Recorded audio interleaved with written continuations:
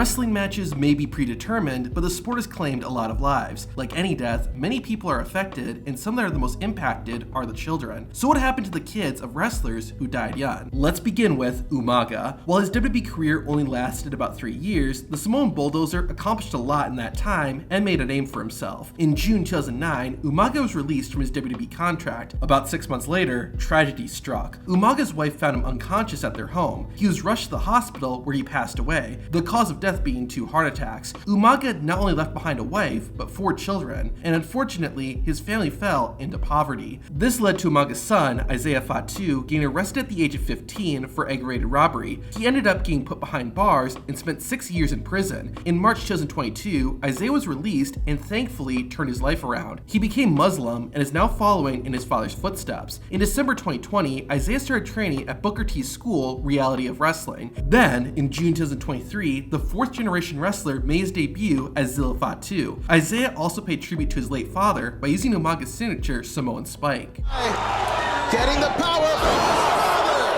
Not many people know this, but Andre the Giant had a child. Robin Christensen Rusimov was born in 1979. While Robin did have regular contact with her father, she only got to see him 5 times in her entire life. This was partially due to the strained relationship between Andre and Robin's mother. Despite this, Andre did his best to give his daughter the best life possible by paying child support and setting up a trust fund for her. Today, Robin lives in Seattle, Washington, and while she has never been involved in wrestling, she does look after her father's legacy. Anytime Andre the Giant's likeness or name is used in anything, Robin has a say and also gets royalties from it. Most recently, she's been consulting on an Andre the Giant biopic. Unlike everyone else you'll hear about in this video, Chris Benoit is actually responsible for the death of one of his children. In June 2007, the former world champion killed his wife and 7-year-old son and then took his own. However, Benoit had 2 children from a previous marriage, David, who was 14, and Megan, who was 10. After Chris Benoit's death, both continued to live with their biological mother in Edmonton, Alberta. After staying out of the public eye for over a decade, David Benoit became more public, doing interviews and appearing at wrestling shows. He discussed interest in training and was even booked to be in a match. Currently, David is in Edmonton working in the oil industry. Chris Benoit's daughter, Megan, has been a lot more quiet though. In fact, it wasn't until 2023 that Megan Benoit had an Instagram account. The now 26-year-old shared a few pictures of her and her father. Beyond that though, not much is known about Megan Benoit. In 2019, the wrestling world was hit hard by the sudden death of Ashley Massaro. Massaro joined WWE in 2005 after winning the Diva Search competition. She spent about 3 years with the company, but left in 2008. The reason was so Ashley could care for her then 7-year-old daughter, Alexa, who was sick. Tragically, in May 2019, Massaro took her own life. In the wake of her mother's passing, a GoFundMe was set up for Alexa Massaro. The campaign raised $100,000 that went to Alexa Massaro's education. As of right now, Ashley Massaro's daughter is currently a student in Smithtown, New York. While Alexa hasn't given any hints that she wants to become a wrestler, she has done some work as a model, which is what her mother did as well. Owen Hart's death was one of the most sensational in wrestling history due to it happening during a live broadcast. Hart was meant to make a superhero-like entrance by being lowered from the rafters of the arena and into the ring. However, there was a malfunction and Owen fell to his death. He left behind a wife and 2 kids, a 7-year-old son and a 3-year-old daughter. In the aftermath, Owen Hart's children were each given $3 million